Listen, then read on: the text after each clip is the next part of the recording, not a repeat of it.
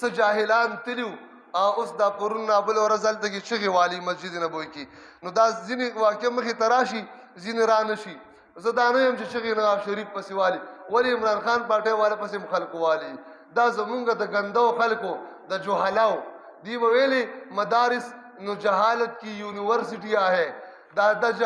جهالت یونیورسٹی دی نن پته ولګېده چې تا به ځان ته تعلیم یافته ویلې خو ته د خر نه لوی جاهل انسان یې تا په مسجد نبي کې دونه غټې غټې چغې والي دي چې تا نه صرف دا چې د اسلام او د مسلمان نوم دی وشرمول پاکستان دی وشرمول زمونږ سترګې نن ټیټې دي هغه عربو عجمو ته چې خلک به وایي دا جاهلان غټ خره او خنزیران د کوم ځای وو هغوی به دا د پاکستان د خره را تښتېدلي وو خنزیرانو د رسول الله صلی الله علیه وسلم د مسجد خیال نه ساتي د حضور علیه السلام د روزې تقدس یې خپو لاندې کړ او هلته چغې او سورې وایي ښه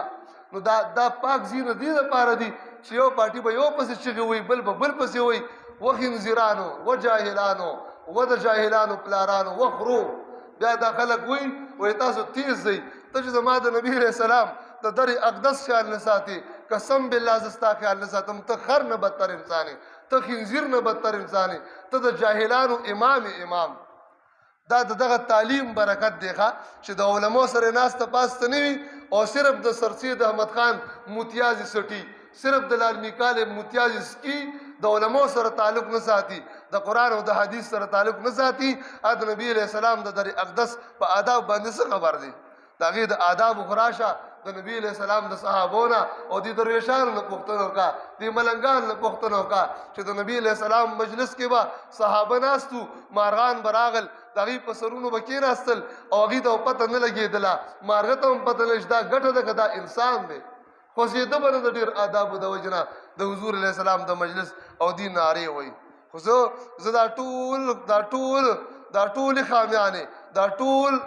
پړه زه په نظام ور اچومه په چا ور اچومه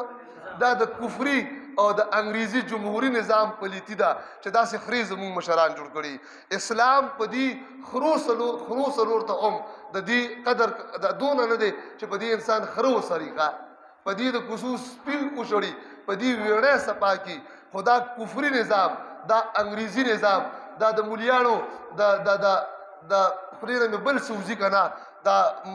شرکي نظام او د دې محبوب نظام ډېره غوسه کله راشي چې دوی دا اسلامي نظام دی خنزیرانو په اسلامي نظام کې د نواب شریف غونته خر راتلی شي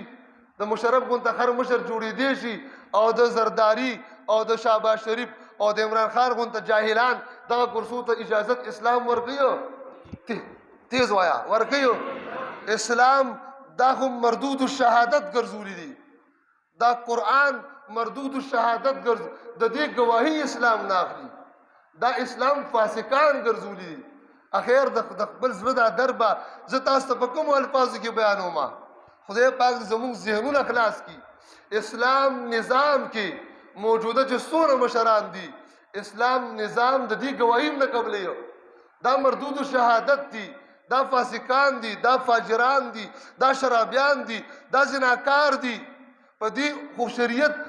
کوړې لازمي کړي دي کوړې چې دي د بحدود په دې باندې نافظ دی او زمونږ دا خنزیران مشران دي دا نظام بیا هم اسلامي دی نو که دا نظام اسلامي وي نو دا کرسو ته ومانه نواز شریف نه تله بیا ښه بیا به را شهباز شریف نه تله بیا به را زرداري نه تله بیا به عمران خان نه تله دا لیوني شرابان کبابچیان زناکاران فاحشان فاجرانو اسلامي نظام خو ملا عمر غواړي څوک غواړي چې وایه ملا عمر غواړي اسلامي نظام ملا منصور غواړي چې د ملت دپاره د قرآن دپاره د هغه بدن سرس کروټه شوه پټرول ولګېده هغه قربانیانې غواړي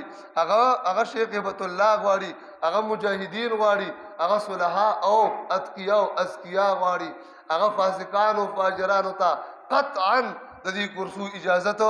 نه ورکوي په خبره پوه شي نو ابتدا د دې نظام په غیر شرعي ده ابتدا غیر شرعي ده ابتداءً اسلام دی خلکو ته دی عہدو اجازت ورکوي نه او دا په موږ راغلي الله رب العزت دې موږ او تاسو ته